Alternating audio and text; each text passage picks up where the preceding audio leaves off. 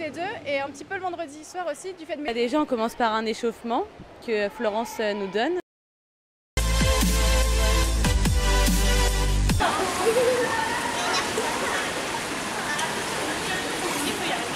On va écarter le plus possible, mais sans faire partir nos coudes. Est-ce que je fais ça, moi?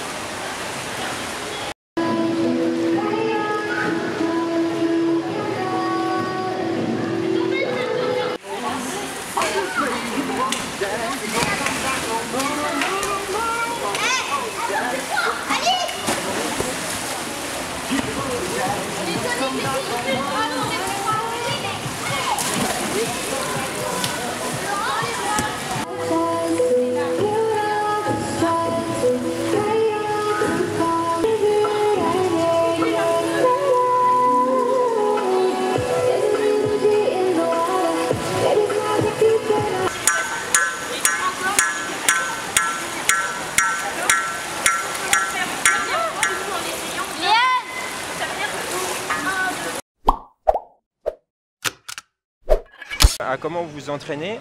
Alors déjà toutes les deux, comment ça se passe, quel jour vous vous entraînez toutes les deux et puis depuis combien de temps ça fait que vous vous entraînez tous les deux?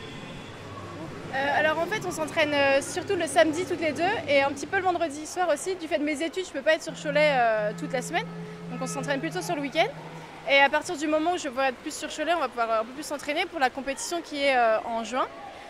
Et sinon ça fait déjà depuis l'année dernière qu'on fait un duo ensemble et sinon on se connaît déjà depuis assez longtemps pour pouvoir nager ensemble aussi. Donc voilà. Oui, parce que justement on parlait de ça tout à l'heure. C'est très important de se connaître depuis longtemps aussi puisque ça permet d'avoir une meilleure harmonie entre vous. Justement par rapport à tout ça, au niveau des entraînements. Quand vous répétez les figures, qu'est-ce qui est le plus dur? Est-ce que ce qui est le plus dur c'est tout ce qui va être figure très technique ou tout ce qui va être, j'ai envie de dire, synchro sur des choses beaucoup plus simples? Ça dépend, franchement souvent c'est l'apnée parce qu'on veut toujours faire mieux, donc c'est toujours plus long ou plus dur, donc l'apnée est très compliquée, il faut s'adapter et sinon aussi il faut faire exactement les mêmes mouvements. Donc il suffit que par exemple on fait un petit mouvement artistique qui tourne ou il faut qu'on ait la même façon de tourner, c'est un peu plus compliqué. Voilà, au départ c'est surtout la synchronisation aussi qui va être le plus important. Au bout d'un moment quand la synchronisation elle est faite, qu'on est on nage à peu près de la même manière, on va plutôt se concentrer sur la technique, la hauteur et du coup tenir l'apnée comme je disais. C'est ça qui va se faire dans un deuxième temps. Et puis aussi vous allez vous concentrer aussi sur le côté artistique puisque je crois que ça compte pas mal aussi dans tout ce qui est notation après. Est-ce que vous pouvez nous en dire justement un petit peu plus pour vous, comment ça se passe au niveau de votre duo? Comment vous êtes noté par rapport à quelle technique? Est-ce qu'avant vous donnez un programme? Alors le duo déjà, première chose on trouve la musique, on trouve le thème, ce qui nous inspire et après à partir de ça en fait ça se fait presque tout seul. On est toutes les deux, on parle et on mélange nos idées, on dit tiens ça pourrait être pas mal là, oui il y a ça aussi et hop tout s'enchaîne et on arrive à un résultat plutôt pas mal souvent. Ouais c'est ça, c'est nous qui faisons la chorégraphie en grande partie et la coach qui la regarde et qui nous corrige sur certains endroits, qui nous propose d'autres alternatives. On prend aussi beaucoup de nos idées sur des duos, des ballets, des solos qu'on pourrait voir d'équipes meilleures mais qu'on pourrait adapter pour notre niveau. Et c'est aussi ça qui fait toute notre chorégraphie à la fin. Et justement par rapport à cette choré qui est mise en place, qu'est-ce que vous travaillez actuellement par rapport à ça et qu'est-ce qu'il faut encore améliorer pour que ce soit au top, j'ai envie de dire? Il faut encore améliorer beaucoup de choses. Il y a forcément des moments où c'est moins synchro, où quand on tourne, on se trompe de sens. Il faut que tout soit bien calé, parfaitement ensemble. Donc ça c'est très important, la synchronisation. Mais sinon, pour l'instant, il faut qu'on continue à créer parce qu'il n'est pas fini. On a notre compétition en juin. Donc il faut qu'il soit fini au moins un mois à l'avance pour qu'on puisse bien le travailler. Donc là, ça va être essentiellement ça, je pense, pendant les prochaines semaines. Parce que c'est extrêmement physique. Pour les gens qui nous regardent, vous vous rendez peut-être pas forcément compte puisque vous êtes derrière un écran en train de regarder la vidéo, mais c'est un sport extrêmement physique. On parlait de cardio juste avant, donc justement vous aussi vous devez travailler le cardio et surtout ce qui m'intéresse c'est comment vous communiquez quand vous êtes sous l'eau en fait. Vous avez sûrement des gestes ou vous regardez tout simplement parce que vous savez que ouais, vous allez être... Quand on est sous l'eau, En fait, ça dépend. Comme on est deux, c'est souvent celle qui est devant, quand celle qui est derrière a un doute, elle regarde et elle suit. Et après, on se recale sur la musique. En fait, c'est vraiment ça. On regarde celle qui est devant, on voit, oh mince, on n'est pas en même temps, hop, on reprend avec elle pour pas que ça se voit. Et c'est beaucoup aussi, on revient à la question du début, c'est beaucoup aussi sur comment on se connaît, comment on fait, ça fait longtemps qu'on nage ensemble, on commence à se connaître et donc c'est beaucoup plus facile maintenant de se synchroniser, on va dire automatiquement, instinctivement presque. Donc c'est ça aussi qui fait la différence. D'accord. Non, parce que c'est vrai qu'il faut le préciser quand même. Souvent, les gens ils se disent oui, bon, bah, ils se connaissent beaucoup, mais c'est vrai qu'on ne sait pas forcément comment vous communiquer. Et même au niveau de la musique. Alors, on sait que la musique est envoyée sous l'eau. Donc, comment ça se passe pour vous au niveau de ça? Enfin, comment vous le recevez vous en tant que tel? Est-ce que vous recevez une musique audible comme dehors ou Bah, souvent, on entend plutôt bien, on entend presque comme dehors. Après, c'est vrai que c'est plus compliqué, par exemple, quand on fait une figure où on claque sur l'eau. Il y a forcément le bruit de l'eau, les bouillons. C'est un peu plus compliqué, ou ça dépend aussi comment la sono marche. C'est vrai qu'il n'y a pas longtemps, elle a été cassée, donc on n'entendait pas sous l'eau. Ça, c'est plus compliqué, donc faut compter hors de l'eau et continuer dans notre tête sous l'eau. Donc ça, c'est un peu plus dur. Mais bon, on se débrouille.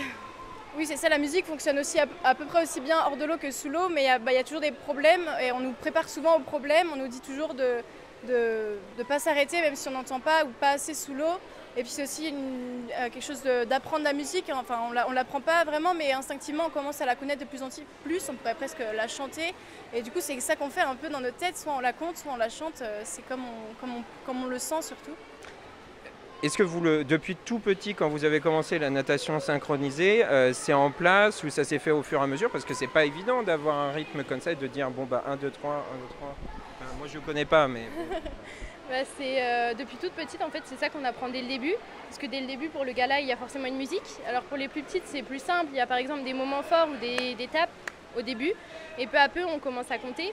On compte en 8. Donc 1, 2, 3, 4, 5, 6, 7, 8. Et souvent, ça va avec le rythme de la musique, plus ou moins lent. Et c'est des exercices qu'on fait très souvent. Par exemple, on peut se mettre en rond avec la musique au milieu. Et il faut qu'on compte. On tape dans nos mains, par exemple, on tape sur la musique pour bien avoir le rythme. C'est un exercice très important. Souvent, pour les plus petites, c'est des musiques qui vont être plus lentes, où on va compter plus lentement.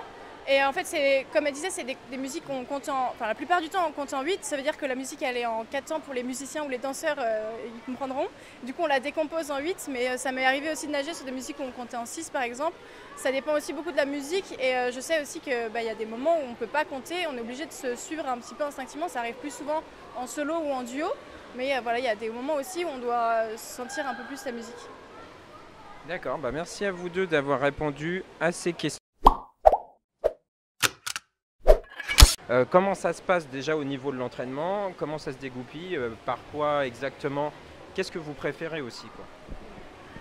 Bah déjà, on commence par un échauffement que Florence nous donne.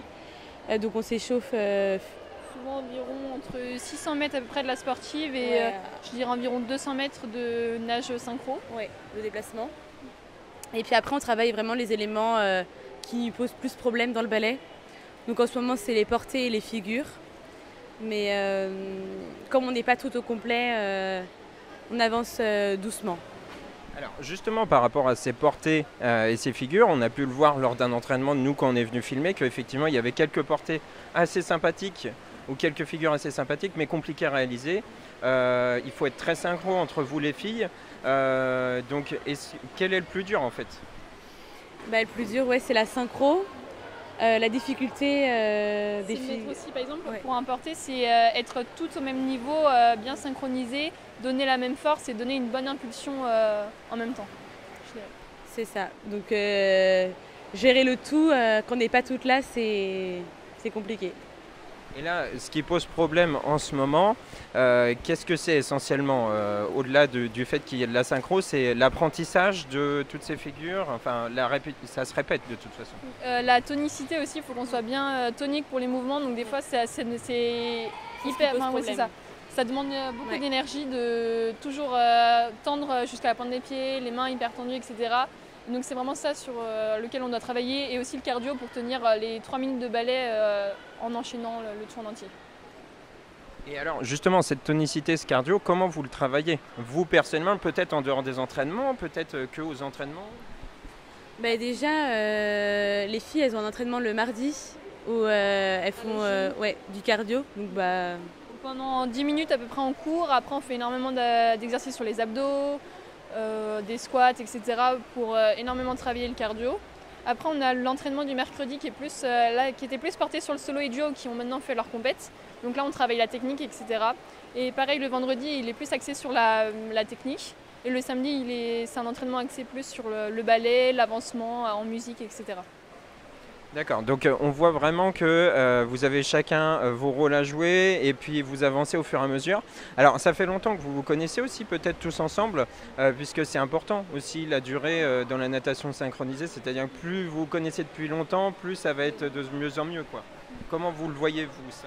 En fait c'est qu'on se connaît déjà depuis tout petit, donc on se connaît tous, on sait nos points faibles, nos points forts, et du coup on arrive à travailler sur ça. On est en dehors, on se voit aussi, donc on a vraiment un bon esprit d'équipe, je trouve. C'est pas que la synchro, c'est aussi une amitié en dehors. Oui, c'est ça. Donc on arrive aussi, c'est ce qui fait aussi notre force.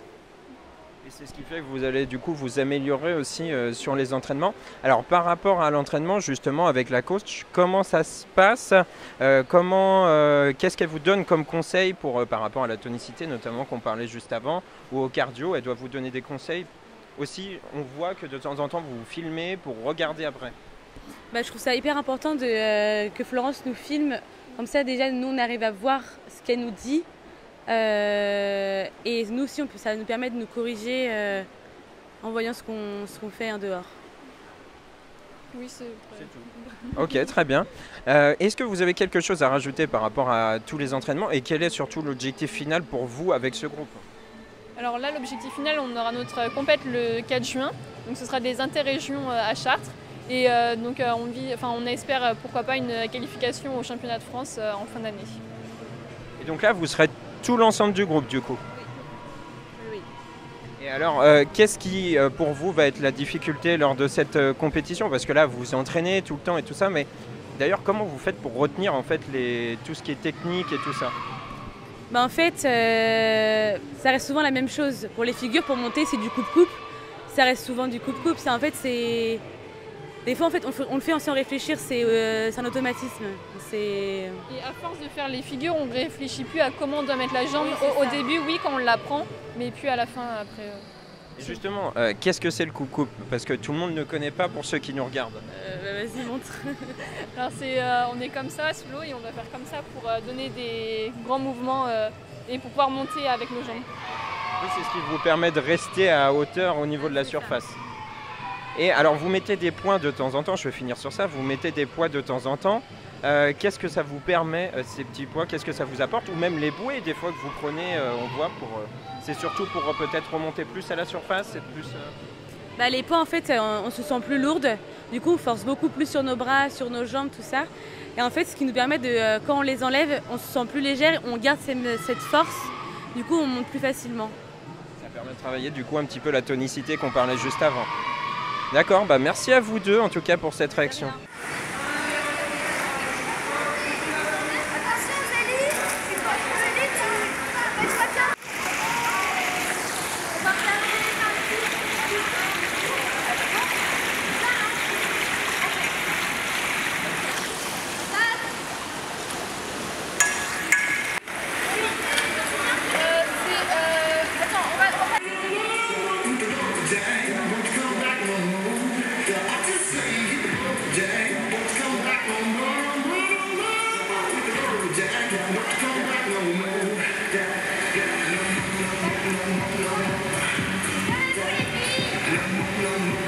No.